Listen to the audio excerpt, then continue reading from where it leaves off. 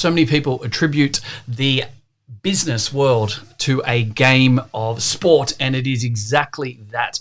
You've got to be able to ride the highs and the lows, and there's some key avenues that you've got to be able to work with in the game of business if you're wanting to succeed. So let's jump in right now and make sure that you're on the path through the business season to glory.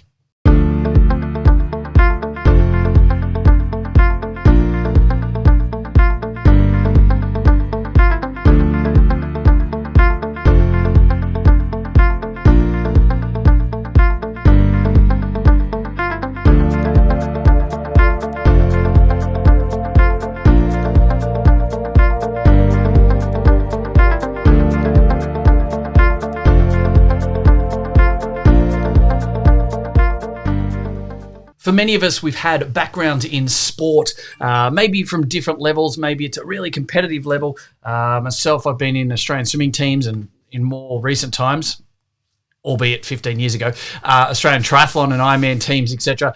So a reasonable level of competitive sport. And to be totally honest, it's exactly the same as what business is. There's different levels of business, and ultimately you are in the game of business if you're running a small, medium, or even large business. So let's dive in right now, because understanding how you play sport, play games, ultimately, as the saying goes, how you play games is how you play life. And to be totally honest, it's exactly the same in the business world. And if you're wanting to be able to set yourself up for the ultimate win, the glory, lift the trophy at the end of the season type scenario, you've got to be prepared to do certain things and not do certain things and react in the right way when the good, the bad, and the indifferent happens. So if we take a little sidestep just quickly and think about business for what it truly is, we have to ride the highs, we have to ride the lows. We love having wins. We love being able to talk about new team members, or, the new contract, or we've opened another clinic, or we've done, an X percentage revenuing growth, or cash flow, or profit, or new referrals. There's so many different ways we can chop this up, change it around, view it, analyze it. And there's probably a lot of different parts here where people all agree with one area, but maybe not all areas. And we've got to be able to dive our way into it. Well, in many respects, it's just like a coach attacks a football team, for instance. And I don't mean physically attacks, because for most, if you take like a rugby league type thing, most footy players would probably belt the living bejesus out of the coach if the coach was to physically attack them. Verbal's another issue, as you probably know through a lot of coaches that like to have verbal sprays. But here's the thing. A good business owner understands that there's going to be highs and there's going to be lows. And taking a bit of a judgment call on, we've had a few lows and things aren't going well, as a negative is actually one of the worst things you can do as a business owner.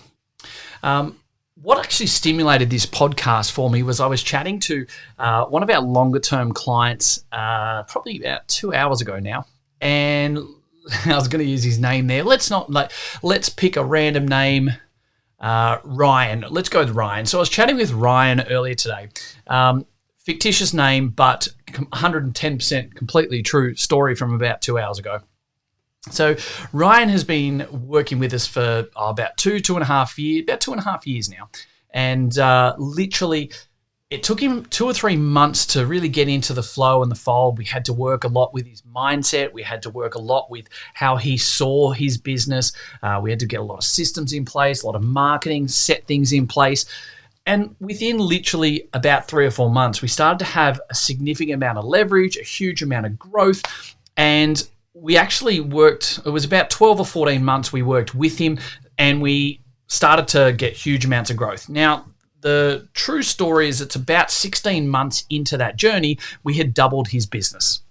Now, I know that because I've been able to share his journey with people at different times. So if you were to take a journey and we were able to double your current business. Now, his business, just being completely honest, was around about $360,000 a year, and we managed to increase the team, open a new clinic, and he was at about $750,000 after 16 months.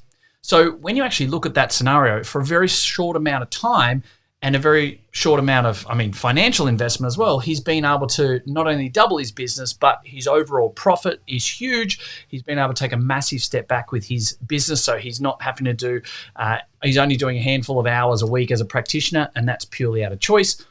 And so when you start to look at that, that's bloody fantastic. He's super stoked. The team's happy. Everyone's happy. It's going really, really well. But then comes the next part of the game of business. And for him, as you start to double your business, it means a lot more practitioners actually come on board. And so as a net result, you have to change your mindset. You have to understand that you need to be more agile in the way you actually approach this. And that so much more of the game of business is exactly that.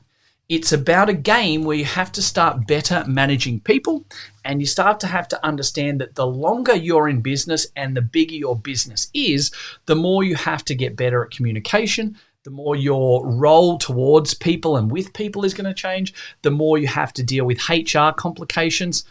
And so when you stop and think about it, this conversation that I had with Ryan was his name we're using for the podcast, what we had about 2 hours ago, was based in and around the fact that he said to me, you know what, Jace?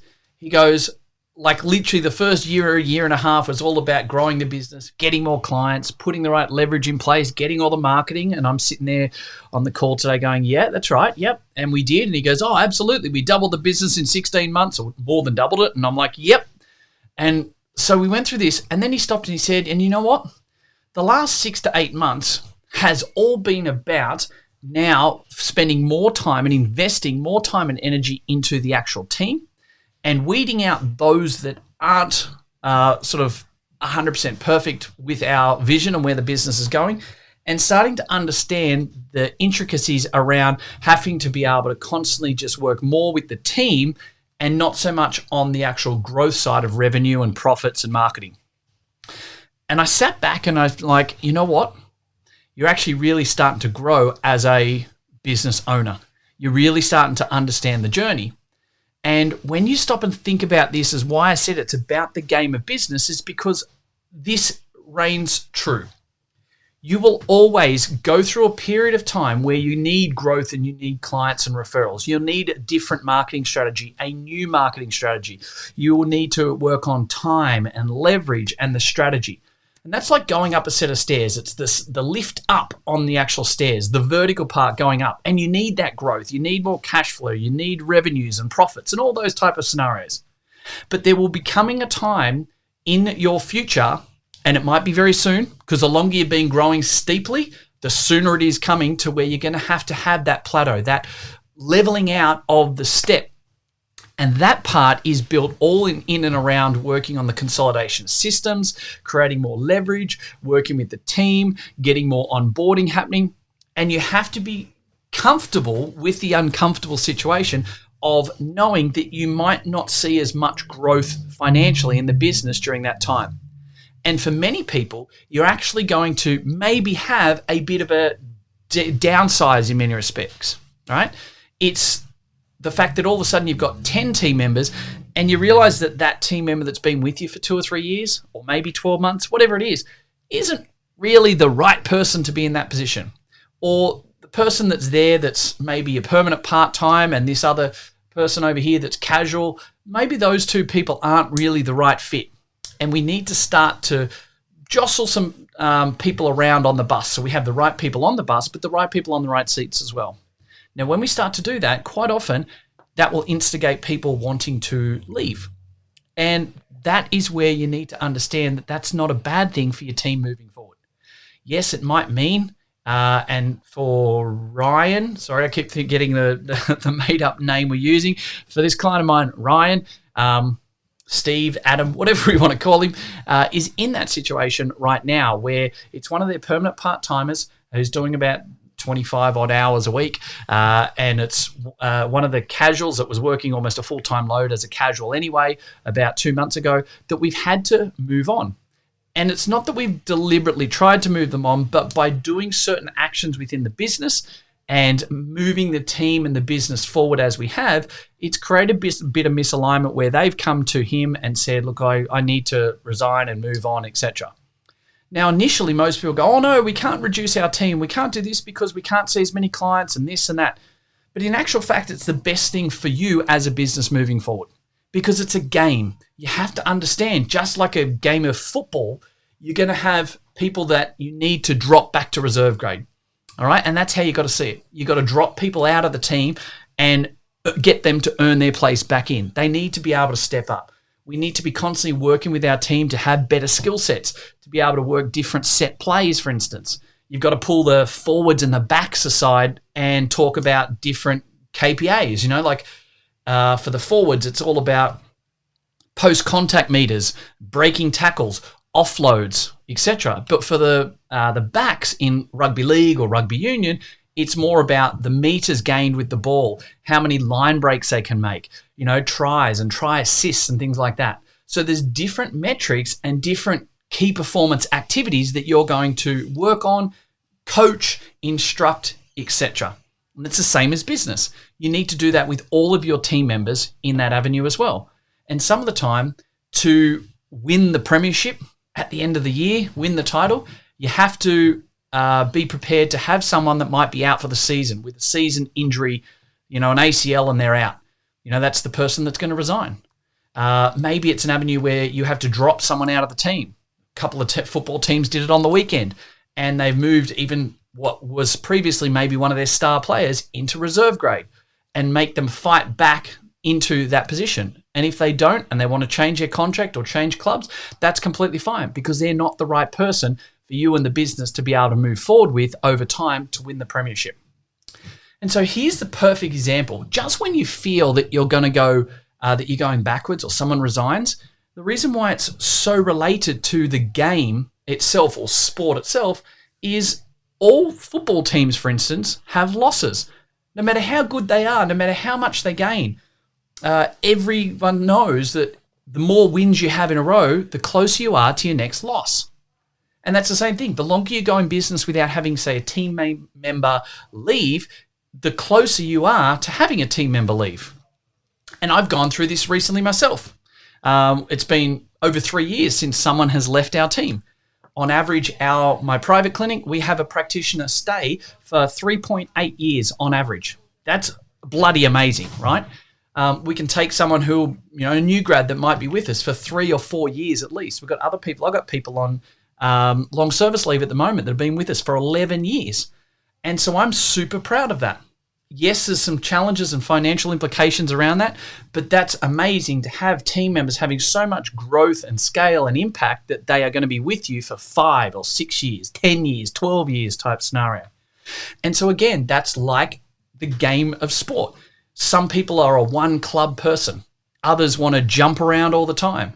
You've got to make sure that you get the right people to the right team and the right culture for the right direction you're moving forward with. And if that means that partway through a season, you have a loss, you hear the football players say, that's okay, it was the loss we needed to have. Or, they don't throw the baby out with the bathwater and it's all gone. They turn around and say, we'll come back next week. We've got to work on things and we're going to get back into it next week. Because it's not about one game or winning one game, it's about the season. And even once you go through a season, maybe the whole season wasn't exactly as you wanted. E.g., maybe your whole last financial year wasn't quite as good as you wanted.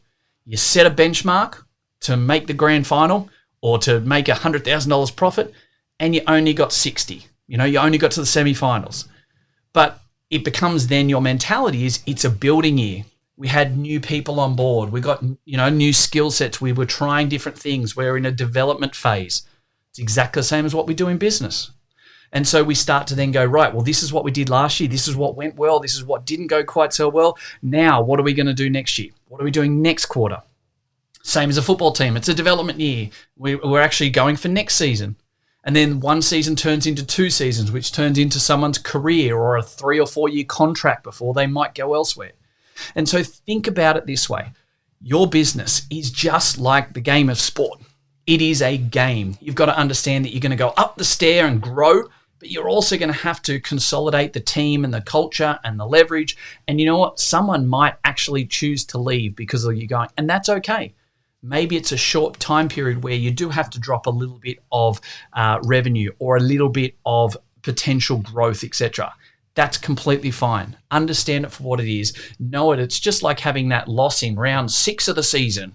It's not about week 6. It's not just about week 7. It's actually about what happens come the end of the season, the final series, who's going to lift the trophy, and also how you're placing your team in your roster for next year to be even bigger and better still. And that's the mentality you've got to have to be a really good leader and a really good coach in the health and medical industry. It's a game. Embrace it for what it is. Know that you're going to have some good wins and some good losses.